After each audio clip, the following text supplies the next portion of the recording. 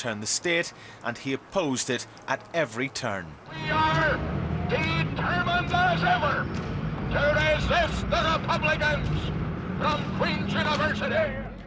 I think Ian Paisley did substantial damage to the psyche of Northern Ireland, to the way in which the communities in the north of Ireland became so absolutely divided, where hatred became the name of the game, where bigotry was the way of life. Now I will have the privilege of the House of Commons to answer those who for years have hid behind that privilege to slander the people who have voted me this day as Member of Parliament.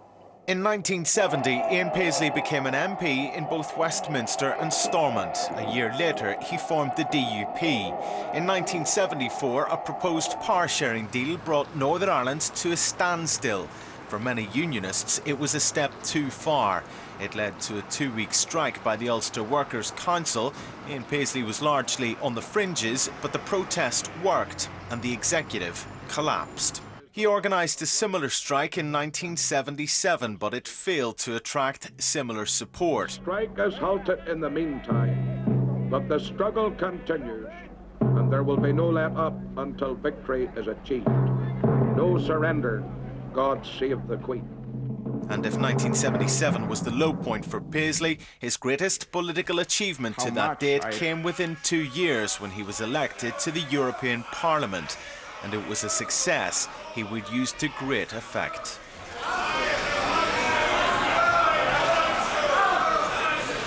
Mr. Paisley, I now exclude you from this House. I'd like to indict you, Mrs. Thatcher, as a traitor to the loyalist people of Northern Ireland. In the 1980s, Ian Paisley faced accusations of flirting with loyalist paramilitaries.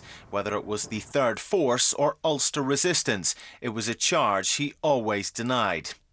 I said I would give them political cover if they kept to the traditional unionist line. But if they deviated from that line, then I would not. And I did not, and neither did my party. Next up, in opposition to the Anglo-Irish Agreement, in front of 250,000 people at Belfast City Hall, he delivered his most iconic speech. Mrs. Thatcher tells us that republic must have some say in our province. We say never, never, never, never.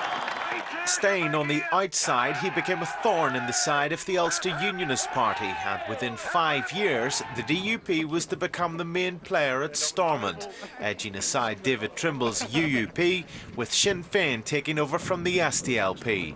Now essentially the main leader of unionism, it was down to him to make a deal. Tony Blair and Bertie Ahern focused their attentions on him during the negotiations at Leeds Castle in 2004, and then the linchpin St Andrews Agreement of 2006. What came next stunned the political world. Paisley did the deal with his sworn enemies, Sinn Féin. The man who for decades had said no, finally said yes. That look back on the life of Ian Paisley by Mark Mallet. With me in the studio, the Deputy Leader of the DUP, Nigel Dodds. Nigel Dodds, how will you remember Ian Paisley? I will remember Ian as a very close friend for many, many years. I had the privilege of working with him as his European assistant in the late 80s and 90s. And not just on European issues, but on a whole host of issues. And journalists were reminding me earlier about the numerous press conferences that Ian and Peter and I hosted over many, many years in that time. And so I will remember him as we all will, as a great Ulsterman. I mean, words like colossus and giant are easily bandied about, but they're true of him, not just in the Ulster sense, but in a national sense. But I will remember him most, having worked closely with him and been near him, primarily as a man of God. That's what really motivated Ian Paisley above everything else. He was, and he took everything that he did in terms of his politics and his role in public life from his belief, his strong faith in the Lord Jesus Christ. And everything flowed from that. And I saw that at first hand. He was also a great example. He was a wonderful family man. I mean, he never, ever spent a day without close contact with the members of his family, his wife and his children. How do you believe history will judge him? Will it be as the no man or the man who eventually said yes? No, I think they will judge Ian Paisley as an extremely complex, great character, a man who rose above politics in the ordinary sense. He wasn't just another politician. He was unique. He commanded a following through his tremendous gift of oratory, through his strong self-belief, through his faith in God. He was able to lead. He was a true leader. He was a true leader. He wasn't afraid to say things that were unpopular, even to his own cause at times, if he believed it to be the truth. So I believe whether you were for him or against him, whether you loved him or loathed him, people will say Ian Paisley was a great man in the sense that he made a difference through his convictions and through his leadership. A complex man, Eamon Malley. Well, probably that's a euphemism for saying that he did the unthinkable within unionism at the end of the day when he went into government with Sinn Féin. And the decommissioning for him was an acceptance of the repentance of republicanism. He told me that. Now, that's not how it was viewed within his church. The church disagreed vehemently with him because he was First Minister at the same time as But yet he was motivated by his faith, as Nigel Dodds says. That was everything paramount in his life. You couldn't take that away from him. If there's one thing I lament as a human being, is not having that depth of faith. I saw it at close hand. And but the bottom line is, he did the unthinkable. He went into government with Sinn Féin. Now, he would argue, and there's much speculation, but I asked him about this, he would argue that he had won what he wanted to get from Republicans by the time he shared power with them. Decommissioning had gone. They were supporting, Republicans were supporting the police, the legal system, and accepting an administration within Northern Ireland. So he would argue that he won, and that's why he went into government. How difficult was it for Ian Paisley to be the leader of a church on the one hand, and on the other hand to be the leader of a political party? I resist the urge to say riding two horses at the same time, but there must have been pressure and tension there. Well, I have to say that to anybody else that would be virtually an impossible task, but Ian never found it that difficult. I mean, he was able to bear these burdens in terms of the leadership of the church and the leadership of the party, and a member of the European Parliament and the Westminster Parliament and Stormont at times, all of these offices, all of these responsibilities, and he bore them lightly in the sense that it didn't weigh him down. He didn't spend his time overburdened and worrying. He got on with the job in hand. He actually relished the fact that he had all these responsibilities. But ultimately, did he not pay the price? Well, he made decisions that people in the church disagreed with. But I think that what we need to do today, and especially the day that's in it, is to reflect on the decades of service in the church and to the party and to the life of the Northern Ireland and to the life of the nation. I mean, I'm struck today, for instance, by, and I remember this at first hand, people like Tony Benn, when I first joined the Commons, people like Dennis Skinner, George Galloway, talking to them, and you would imagine inveterate opponents of everything that Paisley stood for, and yet the warmest regard for him as a person, a parliamentarian, a statesman, a leader. Didn't agree with his political views, but he always transcended that. People always spoke of him with great warmth in terms of his personal dealings with them. How do you believe today he will be viewed in Republican and nationalist circles? Well, I can imagine that in Republican and national circles there's a mixed view. Again, there'll be some people who will be remembering the early days and blaming him for some things that they say happened. There will be others who will be looking in terms of the Assembly and Executive and the St Andrews Agreement and all of that, and will be saying, you know, that happened because of Ian Paisley and his leadership of the DUP and his work at that time.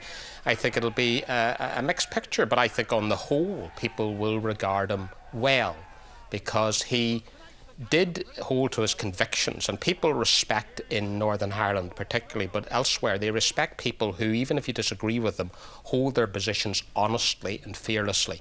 And there's one thing Ian Paisley did, and was to hold his convictions fearlessly. Would we have had devolution in 2007 without Ian Paisley? I think that the DUP, under the leadership of Ian Paisley, had taken a stand on issues, and particularly in relation to decommissioning that Eamon mentioned, particularly in relation to support for the police, the courts and the rule of law, which we made sort of red lines in the sand. We made it clear that those had to be agreed. They hadn't been dealt with previously under the previous administration. When Ian got those demands, he was always one who said, once you get what you achieve, go forward on that basis. But without Ian Paisley, would that have been possible? If it had been Peter Robinson and yourself, for example? I think Ian Paisley carried so much weight, authority, leadership, respect in the unionist community that without him it would have been very, very difficult. Absolutely. Eamon Malley. Well, in a sentence, no other leader could have done what he did in that sense, because he had that capacity to bring the Free Presbyterian Church with him up to a point, and he had the capacity to bring the unionist community with him. But ultimately, it was his going into power with Republicans, which was at variance with the philosophy of people like Ivan Foster and those within his church who opposed the dual responsibility, dual mandate. And ultimately, Nigel is of the Democratic Unionist Party. I'm a political analyst. It was his closeness, his befriending and bringing Mark McGuinness to his heart, which ultimately militated against him within the party. They couldn't tolerate that. They couldn't stand it. And but maybe that it was more part of his downfall. But also, maybe it was more about Northern Ireland than it was about Ian Paisley and the DUP. Well, Northern Ireland didn't dump him. You know, he wasn't ousted from the leadership by Northern Ireland. It was his own party who undid him ultimately. Could I get a response from you on that? Well, in the day that's in it, I don't want to rehearse. We have said what we've said about the issues that were raised in Eamon's programme, and I don't want to go into that today. We've given our response, okay. and quite frankly, we'll leave it there, because as I say, I worked with Ian for so long, closely as his European assistant, and others worked with him indeed longer. And I have nothing but the highest respect and regard. We will primarily remember him as a politician, but more than one person has said actually he was a better preacher than he was a politician. Well, he would have said that. I mean, he said first and foremost he was a preacher. That's what I said. He was a man of God more than anything else. Everything else stemmed from that. He used to say to me about looking forward to the day when he would retire and be able to go off and write books and preach and think and talk and give lectures. He was a voracious reader of theology, of biography. He was widely read. He never did that, of course, and I remember saying to him many a time, I don't think that time will ever come that he would retire to do that. Will there be a book, do you think? I don't know, Paul. Because he was working obviously on it, but yes. Whether or not it was finished, we don't know. But certainly he wrote many books over the years in terms of, and most of those books were actually theological and scripturally based books that weren't about politics. That's where he, I remember many a time we'd be in the middle of dealing with political issues, heavy issues coming out of a press conference or whatever, jumping into the back of the car to be going up to the airport to either go to London or Strasbourg or wherever, and Ian's almost first reaction was to reach into the briefcase, lift out the book, as they called it, the Bible, and open it. And, I'd be still thinking about what happened at the press, what's going on, and he'd be saying, did you ever see that verse there, brother, and what it means? Let me tell you what I think of. And he would be into that immediately, and you would be thinking to yourself, wow, you know, this man has a great capacity, not only just to switch off and to think, but actually for him to delve into what is the most important thing of all, which is things of scripture and eternal matters. And he would sit on the plane, and he always had a marker, and he used to laugh with me, and he said, I bet you your books aren't marked like this. And every book he got, he never felt was properly used unless it was well marked, underlined and written on. Okay, so Nigel Dodds, thank you for now. Well, from anti-agreement unionist to sharing power at Stormont with Sinn Féin, the former DUP leader went through a remarkable political journey. Here's our political correspondent, Tracy McGee. This could come to hand fighting in every street in Northern Ireland. Changes. Turn and face the strain. Changes. Don't wanna be a richer man. Changes. Turn and face the strain. Changes. It's gonna have to be a different man. Time may change me, but I can trace time.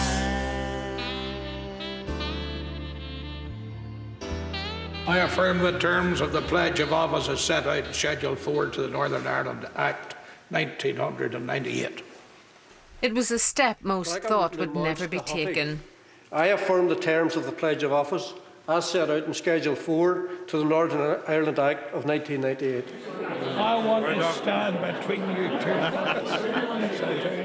When the DUP and Sinn Féin entered into power sharing, the political landscape here changed forever, and with it, history's judgment of Ian Paisley was transformed. One could not have written the script of Paisley's, you know, from not an inch, from traditional unionism, orange culture, to power sharing with Martin McGuinness and the Chuckle brothers. I mean, who could have written the script? The smiles were genuine, but nobody really knew what to expect. Implacable foes had become political partners. First Minister, first of all, Do you know my deputy? I know your deputy. Well, I don't know him. I'll talk to you someday. Their relaxed manner and easy affability earned them the title the Chuckle Brothers. It was a long way from Paisley's previous stance. Sinn Féin are so stained with our blood that it would take 100 years to pass before you could acknowledge them as even decent. But why did the unionist hardliner and perennial naysayer make such a massive leap? 2004 was the pivotal year. Ian Paisley, fresh from elections making him the leader of the main unionist party, came to Leeds Castle for crunch talks. But gaunt and frail, he was clearly extremely ill. He later said he'd walked in death's shadow. The SDLP Seamus Mallon remembers his old adversary gave him a lift in his car to the House of Commons, and he told him his thinking had changed. I saw and heard a man who had a brush with death, who was looking beyond the type of issues of politics. And I like to think he was a man who saw the big chance to maybe redeem some of the damage that he had done in this early part of his years, and taken that chance to do so. One person who was hugely influential was Dr. Paisley's wife, Eileen. I think it will come out after his death just how important she has been in formulating Ian Paisley's, maybe not thinking, but how he would react to things. I think she has been the power behind the throne. Eileen was with him in 2006 when he signed the St Andrews Agreement. Also by his side, his long-serving deputy, who had always wanted to push the party and his leader that little bit further. We went to St Andrews, the thing was hammered out, and we felt that, you know, things were looking up and a change had been made. St Andrews was Ian Paisley's Good Friday Agreement. It was the game changer and led him into power with Republicans.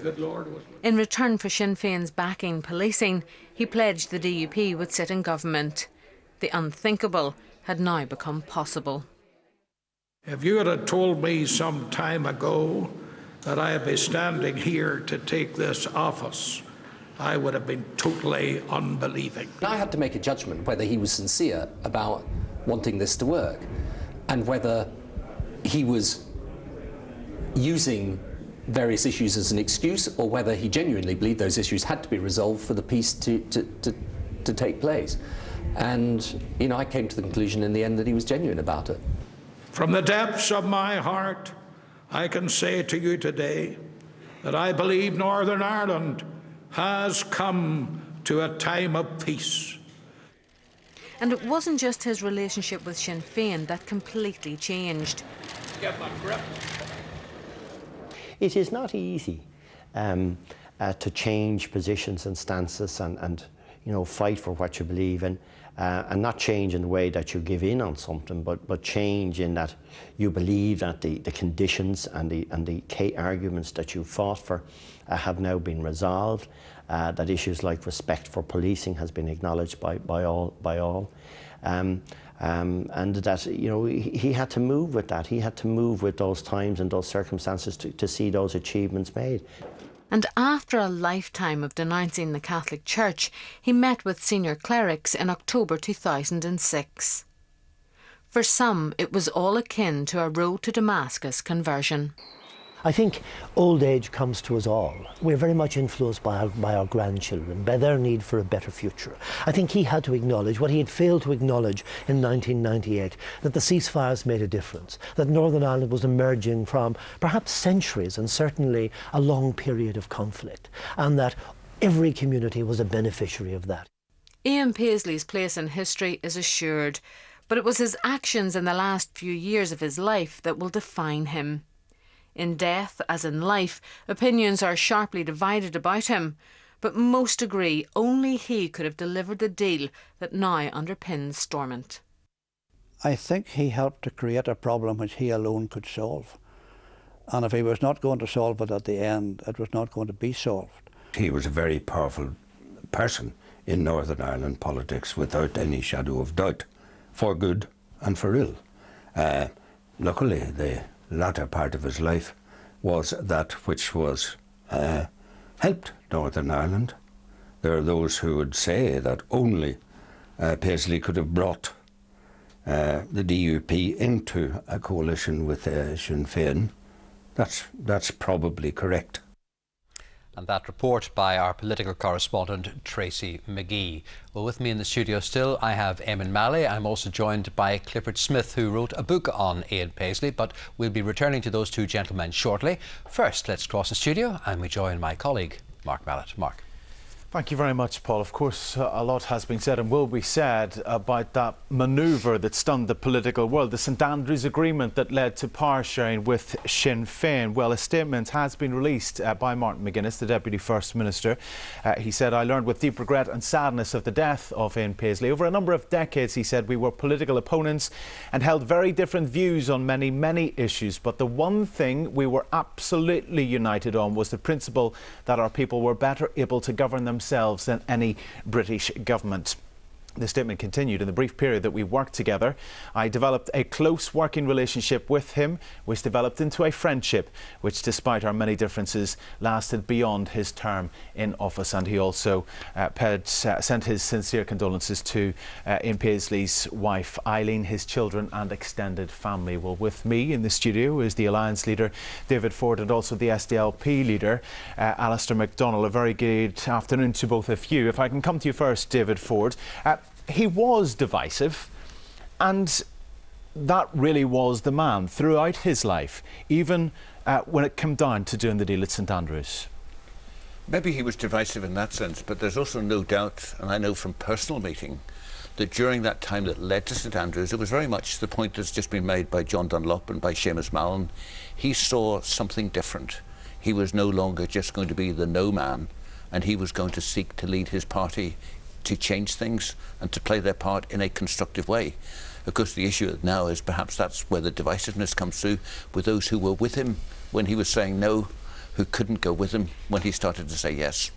Alistair MacDonald, how much of a thorn in the side, if you like, was Ian Paisley for nationalist politicians? Well, I think Ian Paisley was, as others have said in your programme, was a very robust figure on the political scene. But before I go into that, I would just like to take the opportunity of offering my profound condolences and sympathy to Eileen and to the family, the extended family, children and grandchildren, because at a human level they're suffering a deep sense of loss today, and I feel for them in that. On the political side, he was a very divisive individual. He was divisive between nationalism and unionism. He was divisive within unionism, and he built his career around challenging the status quo, the establishment, wherever he saw that.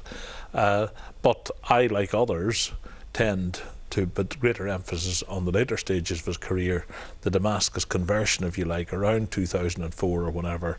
And I accept fully that without him we could not have had the devolution that was re-established in 2007. I think that's the important point, because Paisley, having been divisive and, if you like, have created a lot of the conflict and did some very, very difficult things, very, very crazy things at times, basically was the only person that could lead back out of that. Peter Robinson has said, and we hope to hear from him in person during the course of the day, but he says, as a young person in the late 1960s, I was drawn towards politics by the strength of Ian's message and by his charisma. No matter what side you sat on the political fence, was that the case? Did this firebrand attitude that he had to politics, did it inspire you to get into politics, for example, David Ford? Well, if Ian Paisley inspired me to get into politics, it was exactly the opposite way in which he inspired Peter Robinson. But clearly there was a charisma. I mean, we're all using terms like larger than life and a giant and a colossus and so on. He clearly was in that position. I mean, physically he was big, and in personality he was big. But he had a different streak. I mean, Alistair's already expressed sympathy to the family, and there's no doubt he was very devoted to his family. He also had the ability to crack a joke and be different when he wasn't on the platform, when he wasn't in the pulpit. You could see a different side of him. And there's no doubt that he was straight. You know, Ian Paisley said it as he saw it. And for years he said no, and then he saw the need for something different. And he was still the same honest, blunt Ian Paisley who could also crack a joke with opponents. You talked there about that, Noam. We were looking at pictures there just of him with David Trimble, the former Ulster Unionist leader, at Strum Creek. Will he be remembered as the no man, or will he be remembered as the man who said yes? The day he stepped down, I said history would have to decide whether he was remembered for 40 years of saying no or a couple of years of saying maybe. I think that question is still open, but I certainly agree with Alistair and with others. I don't think anybody but Ian Paisley could have led the DUP back into restored devolution in a leadership role. And whatever time it took to get him to that place, there's no doubt that he was looking to that for a few years before that agreement in 2007.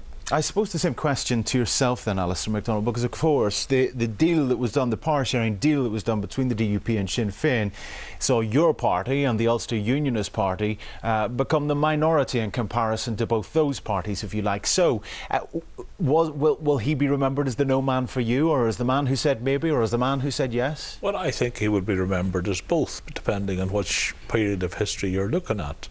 And certainly, you know, he added fuel at times to some of the conflict and the stress, but maybe on the other hand people might say the conflict and the stresses were already there, all he was doing was articulating them. But the point I would emphasise, I think we need to go back on, was that aside from the aggressive, divisive public persona, there was a human side to Ian Paisley. You saw it in the Chuckle Brothers situation, and there was always at the back of it, as David has rightly said, there was always the opportunity with Paisley, despite very robust and very, very strong arguments, there was always the fact that he was at the back of it, there was a humanity, and he could have been very personable. And it's that enigma, if you like, those contradictions that are as much a mystery as anything else. Briefly, David Ford, we will talk about the politics and his impact on the political tapestry of Northern Ireland, but what about that human side of him? Because he was a character, this monumental character. He was a character. I mean, he was first of all clearly a family man, and we're all expressing our condolences today to Eileen and to his children and grandchildren. He was also a character in the sense that he could have a sense of humour, even in quite difficult circumstances. When I sat on the Agriculture Committee in the First Assembly, which he chaired, and there wasn't a meeting went by that there wasn't some flash of Paisley humour. And of course, his personal faith also, shone through in all he sought to do. And I must say, it was at a time when the DUP wasn't speaking to Sinn Féin, but when he would refer to Sinn Féin members of the Agriculture Committee as this gentleman, there was an element that he was seeking to move beyond that for a period of time before he actually got there. Okay, David Ford, Alliance Leader, Alistair MacDonald, SDLP Leader, thank you very much indeed. And we'll go back now to you, Paul. Okay, Mark, thank you. With me in the studio, I have Eamon Malley and also Clifford Smith. Clifford Smith, you wrote a biography on Ian Paisley. What was his influence on you? Well, I was a Christian, and I was attracted to first his meetings in the Ulster Hall. And what surprised me about those meetings, because I went as an observer, was ordinary working class people would be putting a 10 bob note in those days before decimalisation in the plate. And I scrambled for a sixpence. It was to notice the enthusiasm and the commitment of ordinary people to Ian Paisley on the platform. And the other thing that happened was that when he was preaching, he would give his sources. For example, he referred to a book called The Two Babylons, and I was able to go into Ann Street and buy it and confirm the things that he was saying. So I became involved with Paisley and Paisleyism at a stage when I was still a young unionist.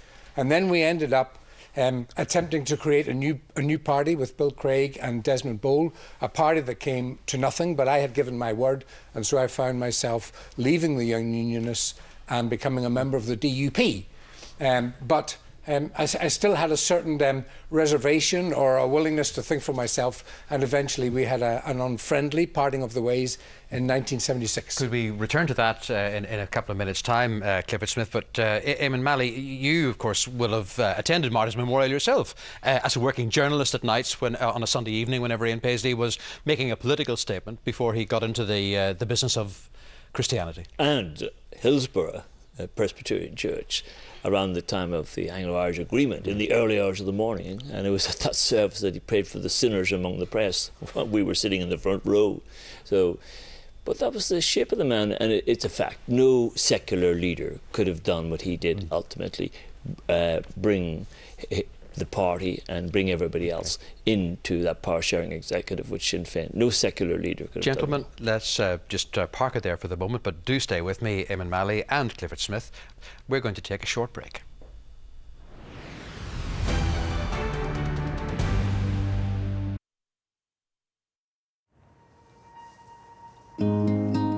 This shepherd's pie says, I know I'm just your dad, and what do I know?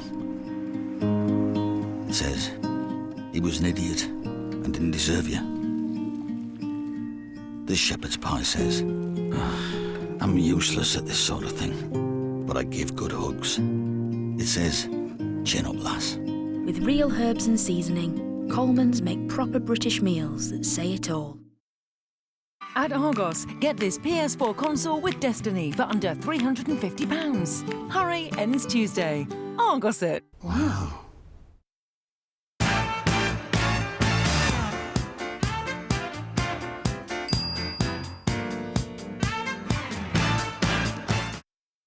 Let's be honest, no one looks good yawning. So if you want a better night's sleep, get a better bed in the Dream Summer Sale. But as summer draws to a close, so does the Dream Sale. And this week, we've reduced prices even more with our final reductions. Choose from hundreds of mattresses and beds at up to half price. And with interest-free credit on everything, there's never been a better time to get a better bed. But hurry, the Dream Summer Sale must end Monday. Stop yawning and enjoy a better night's sleep.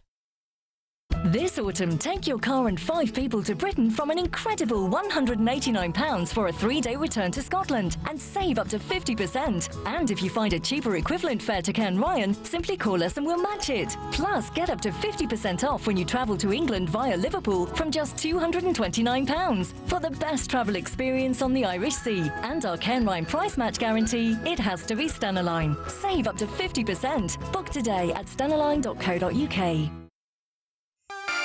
Direct from the West End and larger than life. Shrek the Musical is the must-see show for all the family. A Shrektacular musical adventure. This year's biggest, greenest hit show comes roaring into Belfast this October. Don't miss Shrek the Musical at the Grand Opera House. Book now. sweet.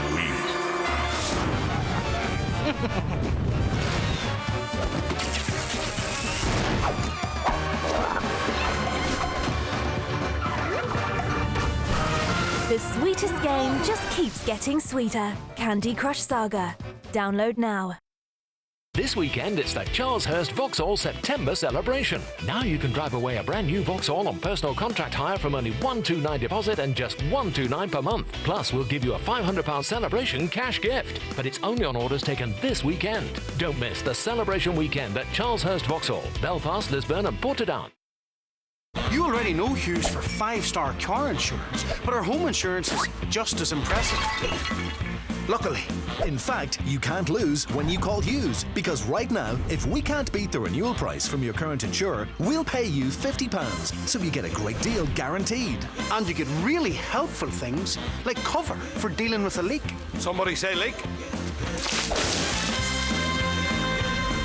Hughes, for finding better home insurance.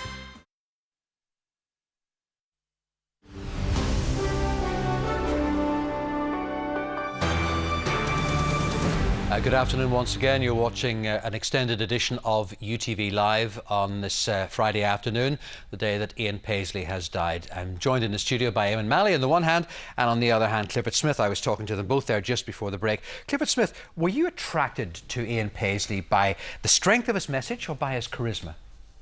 Well, what's the difference between the strength of the message and charisma? Well, it certainly was it the man or was it the message? It was certainly the message, the argumentation that was being put forward.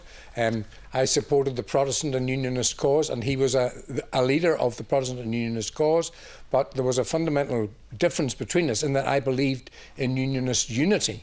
Mm-hmm. And so in that case, were you surprised at the deal that he did in 2007?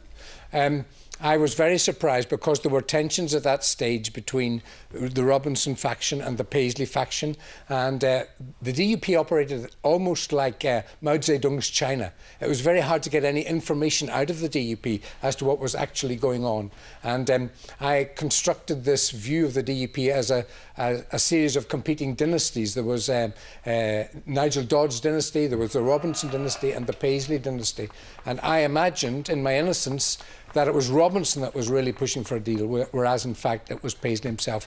And just one final point. We were told earlier, and this is very important, that Paisley himself said it, that he listened to the voice of the people and that he reflected the voice of the people. The question is then, when he went into the deal, is whether he had stopped listening to the voice of the people, because certainly in the aftermath there were a lot of disillusioned Unionists, and there were, of course, there was the big split with the Free Presbyterian Church. In 2007, were you surprised at a deal? No. About 3 weeks prior to that, he invited me for breakfast. There were just the two of us in the room, he and I. And he spoke words which I hadn't ever heard before. He said, before I expire, I want everybody working together in Northern Ireland. I had never heard those words, ever. There was nobody else in the room. Now, he had reflected that. He'd imparted that knowledge to Tony Blair. So it wasn't necessarily about unionist unity here, but what he was trying to do was to bring about a unity of people within Northern Ireland. He held to the view, and this was, I would say, as a result of deep discussions within his own family, particularly with Kyle, his son, the Presbyterian minister, Free Presbyterian minister, who is based in England. And I would say that it reflected his wife's viewpoint, that once the IRA put away what was referred to as their instruments of destruction, it would be un-Christian not to recognise the Sinn Féin vote. And arising from that, I think he took the decision. This is the hour. Eamon Malley, thank you. Ian Paisley's final years saw his exit both from the party he set up and the church which he founded. Judith Hill now looks back on the controversy that these departures caused.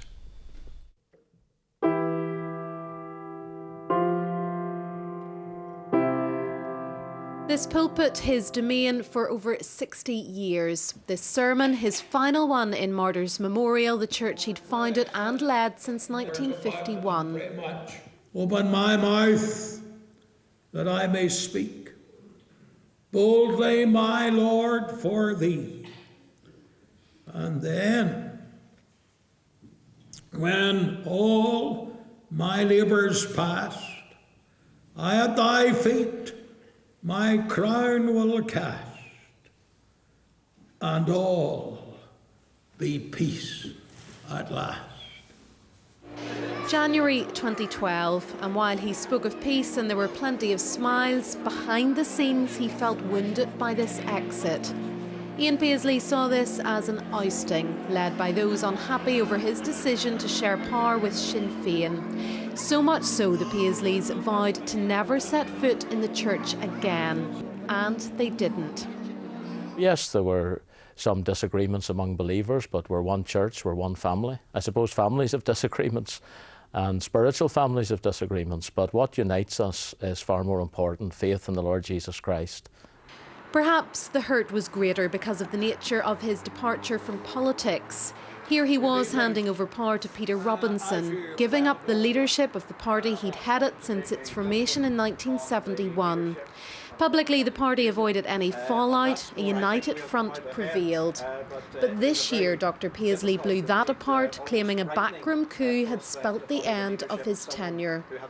The endings of both his political and clerical leadership roles were not the scripts he would have chosen. But yet, it was always his claim that neither of these positions defined him.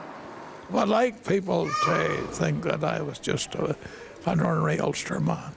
Typical, and did what an Ulster man did, didn't try to put on any airs. And I've never been blamed for trying to put on airs. Backing off was never a term to be found in Ian Paisley's vocabulary. And we haven't heard the last of you. Oh, yeah, not indeed. People would say that tonight. Say I was crowing just as loud as ever. But his exodus from party and church left him isolated in his final years. Well, that report there from Judith Hill. With me now is our political editor, Ken Reid. Ken Reid, you were just returned from the south. I understand you were down there with Martin McGuinness. Yeah, I was with Martin McGuinness when he was told that Ian Paisley had died. He asked, could I get it confirmed for him? I got somebody in the office to read the message from Eileen Paisley, and I have to tell you, he was physically moved. He was quite upset about it.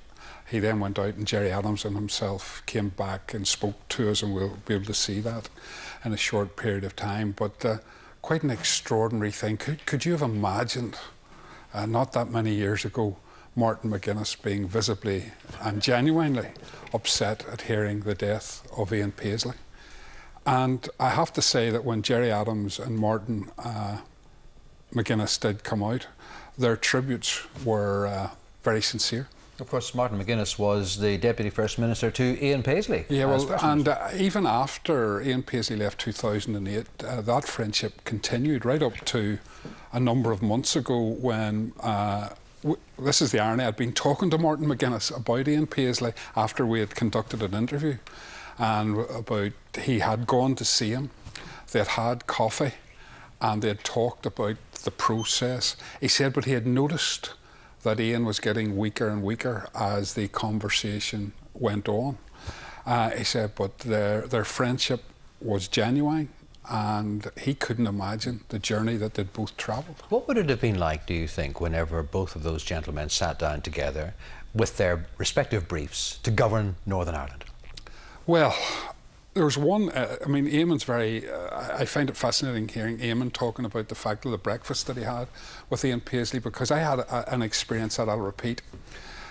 The day before Ian Paisley and Martin McGuinness went in as First and Deputy First Minister, was a bank holiday at Stormont. And I got a call, when he phoned you up, will you come up and see me? So I went up to his new office in Parliament buildings, and you know, there was still this doubt, was this going to take place? Were the DUP and Sinn Féin going to actually seal the thing? So he brought me in and we had tea and biscuits, and I'm sitting there and there's nobody else in the room, and he's laughing, and he's in remarkable form. The next thing, a civil servant came to the door and said, the Deputy First Minister would like to see you. And he said 3 words that I always remember. I realised this was for real. He said, come in, Martin. And let me just draw a line under there, because we can now hear the response from the Deputy First Minister, Martin McGuinness, to the death earlier today of Ian Paisley. Well, I'm truly very sad to hear that Ian Paisley has died, and I too want to extend my deepest sympathy to his wife Eileen and to his family. Past history shows that we were political opponents, but on this day I think I can say without fear of contradiction that I have lost a friend. I'd been to see Ian just a few months ago, went over to his house and had coffee with him. We spent several hours, himself and Eileen and myself, talking together. He was a very strong supporter of the peace process. And once he came into the office of First and Deputy First Minister, when we made the agreements that we made, he threw himself heart and soul into it. And I think that, you know, our relationship confounded everybody. People were surprised that, coming from diametrically opposed backgrounds, that someone from the pro-British Unionist tradition and somebody from the pro-Irish Republican tradition could actually have a decent working relationship, but just as importantly, a real friendship grew out of that. So I believe I've lost a friend today. I believe that the peace process has lost a friend, and for me it's a very sad day. Well, that's the reaction earlier there from the Deputy First Minister, Martin McGuinness, to the death of Ian Paisley. Eamon Malley, were you surprised at the chemistry that existed between those two men? Well, I always held to the view, probably contrary to what an awful lot of other people thought, that Ian Paisley was quintessentially Irish. He had all the storytelling capacity and resources of the Irish dimension perspective. Yeah, Irish, but also an Irish Unionist. Yes, and even his use of language. He was a man who was very given to the vernacular. Like, I remember one day the sole came off my shoe and we were climbing the hill up at Parliament Buildings, and he saw what had happened and he said to me, "Come on, you spalpeen." Now, you know, that's a very Irish name, on Spalpeen Fannock, the gypsy rover. He had that vernacular, that connectedness with them. Now, it could be very florid when he came to citing the Bible, etc., but his oratory, it was very much the vernacular which he spoke, and that was the capacity of his connectedness with the community. So he had that capacity to hook into the community, much more so than an awful lot of people. I think that Ian Paisley and John Hume will ultimately be deemed as the two most significant historical figures in the last half of the 20th century in terms of shaping the community in which we live today. Eamon Malley, thank you. We're going to take another short break, but do stay. Good afternoon again, and you're watching an extended edition of UTV Live today on the day of the death of Ian Paisley. Just before the break, Ken Reid, we were getting the reaction of the Deputy First Minister, Martin McGuinness. Gerry Adams also had something to say today. What was he telling you? Well, Gerry Adams felt this was a day particularly to send his condolences to the Paisley family, and he said, of course, there had been differences in the past, but things had moved on, but he felt really it was the day for Martin McGuinness to have his say, and we have watched that. How will you remember Ian Paisley? Well, it's strange. Ian Paisley was anti-establishment. There's no question about that. I agree with Eamon. He saw himself as an Ulster man, but as an Irish man. He wanted St. Patrick's Day as a public holiday, and that perhaps would surprise people. He was very proud to be an Irishman. He talked about it to me. But then the other thing in the day that's in it, the mischievous side of Ian Paisley. I remember once interviewing him in Westminster, and it was a time of great tension, and the interview was quite touchy. Anyway, they were going to take a report from here, and then they were coming back to me to do a two-way. Now, he knew that two-way was going to be very critical of Ian Paisley. So it was one of these automatic studios. He went and stood beside the camera where I did the two-way. And, you know, those eyes glaring at me as I went on and on and on, and the thing finished. And he came over to me and he just burst out laughing. You know, he had that side to him, but he could be very intimidating. Very good company because of the stories, his relationship. You know, when people talk about the relationship with Martin McGuinness, his friendship with people like Gerry Fitt, and particularly John Hume, when I worked in the European Parliament, it actually surprised me just how close John Hume and Ian Paisley were at times, because they were both career politicians. They would exchange travel information about the easiest way to get to Strasbourg and so forth. And I agree with Eamon that those two men probably have shaped what we now have in Northern Ireland. It bears out what you were saying.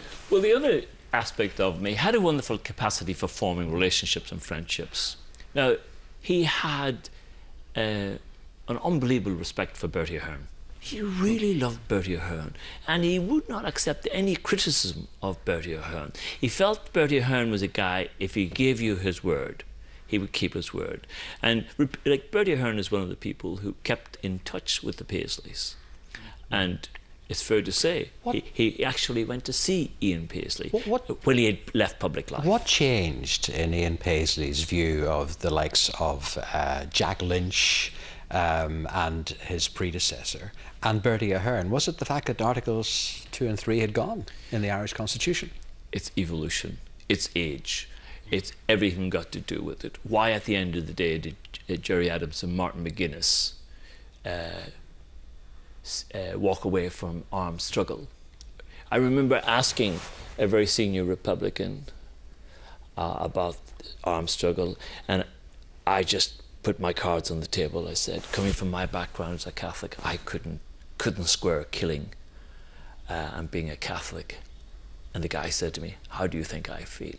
Age has a big influence on all of this. And the person of Mrs. Paisley, she was influential. She was very influential. She spoke many times to us over the period of his life about not wanting tomorrow's grandchildren living in the environment in which her children had been brought up. So all of that was at play.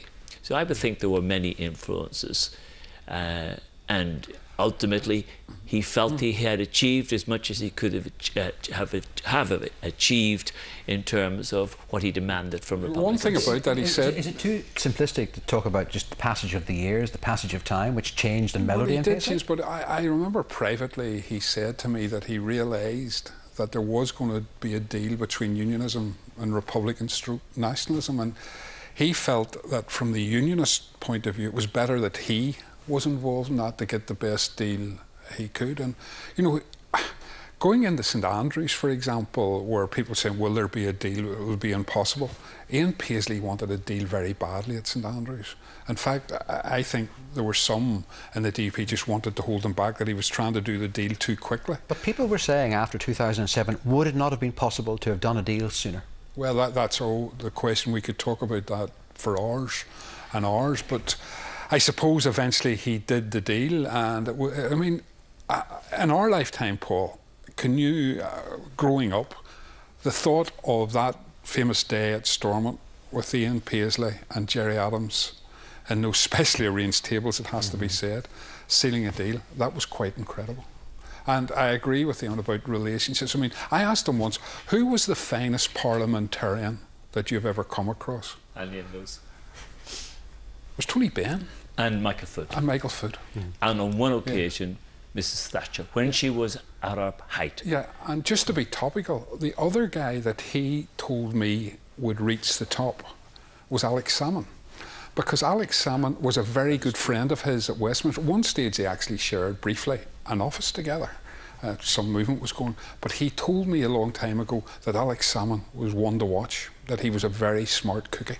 It's interesting to hear the agreement in this studio today about the influence of Tony Benn and Michael Foot, because what is often overlooked... Don't misrepresent that. No. Influence. What we're saying is, as orators, yes, as speakers, as people who could command the floor of the House of Commons, that's what he so admired. But also, there was this socialist side to Ian Paisley as well. Oh yes, and I mean to say it's fascinating because Ian Paisley at no time during all my recording of him ever misled me. Now, some of the things he told me, they were so incredulous. I really couldn't believe they happened. But do you see, when I did my homework and checked them out, they all added up. The day that Bernard Devlin went to his house. Bernard Devlin in the 60s going to Paisley's house? I didn't know about it. I rang Bernard Devlin, 1000%, verbatim. She told me what happened. That was Paisley. He was unpredictable. one of the big influences in his deciding to buy in to the deal with Sinn Féin was Father Alec Reid. It was Father Alec Reid and the Reverend Good who went to see Ian Paisley and to fill him in on decommissioning. Up until then, he was adamant there had to be photographic evidence of the decommissioning. Father Reid told them what had happened. In fact, the Reverend Good had to hold Father Reid back, not to tell him too much, but that was decisive. Ian Paisley, having listened to Alex Reid, Father Alec Reid, decided, right, I'm setting aside the demand for photographs. So there was a Catholic priest in Clonard. Paisley had gone to protest against those people historically, and now he was sitting down taking his word. Were you surprised? Well, it was a great story when he revealed that. It was a great story, but it was a manifestation of how this man had changed, how time had changed. Yeah, and on the same sort of level, Ian Paisley did not trust the British government. I mean, towards the end, he trusted the Irish much more than the British. He had an experience. I remember one night in Manchester, when extraordinary, he attended a Labour Party conference a few years ago. Now, it was a fringe meeting, but he was there, and that was another indication of the way things were changing. We went out for dinner that night, and he spoke passionately about the secretaries of state that he didn't trust. And his attitude towards the British government was pretty clear. We will be talking to you again, I'm sure, later this afternoon and this early evening. But for now, Ken Reid and Eamon Malley, thank you indeed. And we'll have striking images